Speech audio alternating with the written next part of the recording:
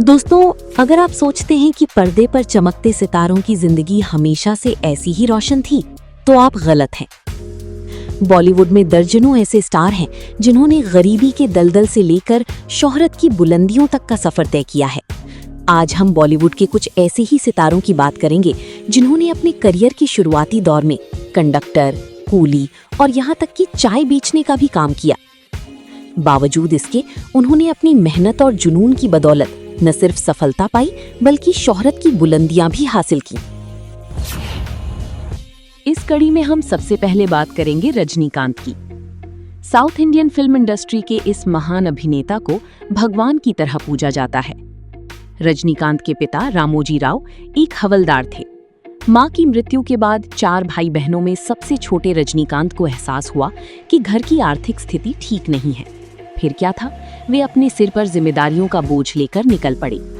शायद ही आप जानते होंगे कि सुपरस्टार रजनीकांत एक समय बस कंडक्टर का भी काम करते थे। परिवार को सहारा देने के लिए उन्होंने कुली का भी काम किया।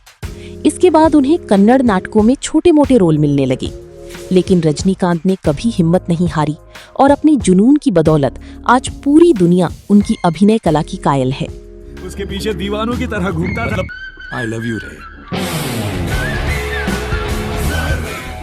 मैं तुम्हें इतनी पसंद थी। बहुत। काला, कैसा नाम है रे? अब बात करते हैं बॉलीवुड के बादशाह शाहरुख खान की। आज शाहरुख भले ही बॉलीवुड के बादशाह हों, लेकिन लगभग 35 साल पहले ऐसा नहीं था।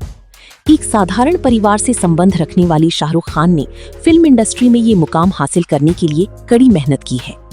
शुरुआती दौर में उन्होंने दिल्ली के दरियागंज में एक छोटा सा रेस्टोरेंट बिजनेस भी शुरू किया था, लेकिन उन्हें सफलता नहीं मिली। आपको जानकर हैरानी होगी कि उनकी पहली कमाई मात्र 50 रुपए थी, जो उन्हें पंकज उधास के एक कॉन्सर्ट में काम करने के बाद मिली थी।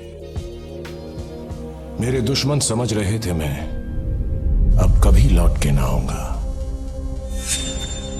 एक गुमनामी का समुंदर है, उसमें ही जाके डूब जाऊंगा।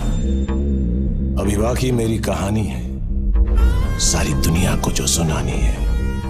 मुझे पहचानो, देखो मैं हूं कौन। आ रहा हूं पलट के, मैं हूं डॉन। अब बात करते हैं नवाजुद्दीन सिद्दीकी की। आर्थिक स्थिति ठीक नहीं होने के कारण उन्होंने अपने अभिनय के सपने को उड़ान देने के लिए दिल्ली के शाहदरा में रात के समय चौकीदार की नौकरी शुरू की और साथ ही राष्ट्रीय नाट्य विद्यालय यानी NSD में अपने अभिनय को निखारने लगी। उन्होंने 1996 में NSD से शिक्षा पूरी की। हालांकि उन्होंने विज्ञान से स्नातक किया था, लेकिन नौकरी मिलना आसान नहीं था। काफी संघर्ष के बाद उन्हें केमिस्ट की नौकरी मिली, मगर किस्मत को कुछ और ही मंजूर था। आज नवाजुद्दीन सिद्दीकी अपनी मेहनत और बेहतरीन अभिनय के दम पर लाखों लोगों के पसंदीदा कलाकार बन चुके हैं।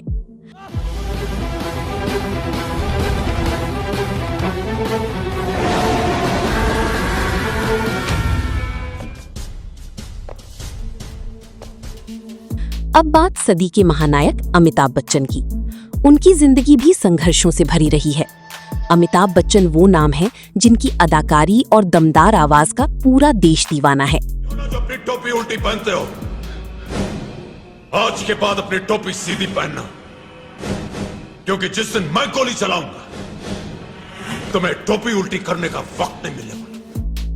लेकिन शायद ही आपको मालूम होगा कि जब वे इलाहाबाद से मुंबई आए थे, तब उनके पास रहने तक की जगह नहीं थी। कई रातें उन्होंने मरीन ड्राइव की बेंचों पर बिताई। हालांकि उनका सपना इंजीनियर बनने और भारतीय वायुसेना में जाने का था, लेकिन किस्मत उन्हें बॉलीवुड ले आई। आपको ये भी बता दें कि उनकी पहली तनख्वाह मात्र 300 रुपए थी।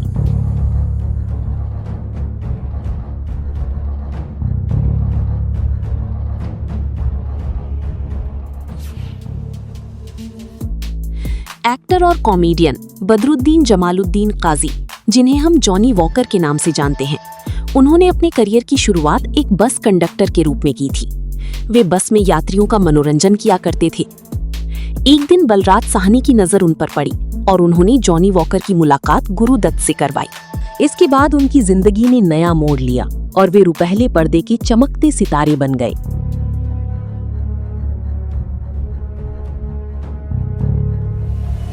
अब बात राजनीति की दुनिया से जुड़ी एक ऐसी शख्सियत की जिन्होंने मनोरंजन जगत से राजनीति तक अपनी अलग पहचान बनाई। स्मृति जुबिन ईरानी जब दिल्ली छोड़कर माया नगरी मुंबई पहुंची तो उन्हें भी काफी संघर्ष करना पड़ा।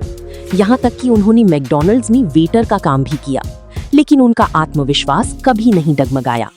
टीवी धारावाहिकों में सफलता हासिल करने के बाद उन्होंने राजनीति में भी अपनी मजबूत पहचान बनाई।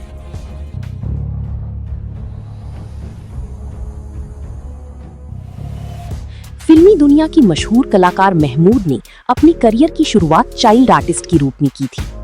उनके पिता शराब की लत से ग्रस्त थे, जिसकी वजह से घर की आर्थिक स्थिति बेहद खराब हो गई थी। ऐसे में परिवार की जिम्मेदारी महमूद के कंधों पर आ गई। फिल्मों में अपनी शानदार कॉमेडी से अलग पहचान बनाने वाले महमूद ने शुरुआती दिनों में बस ड्राइवर और अंडे बेचने का काम भी किया। अब बात करते हैं बोमन ईरानी की। मुंबई के मीठीबाई कॉलेज से स्नातक करने के बाद बोमन ने ताज होटल में वेटर और रूम सर्विस स्टाफ के रूप में काम किया। वे एक मध्यम वर्गीय पारसी परिवार से थे। उनकी मां एक बेकरी और कन्फेक्शनरी की दुकान चलाती थी।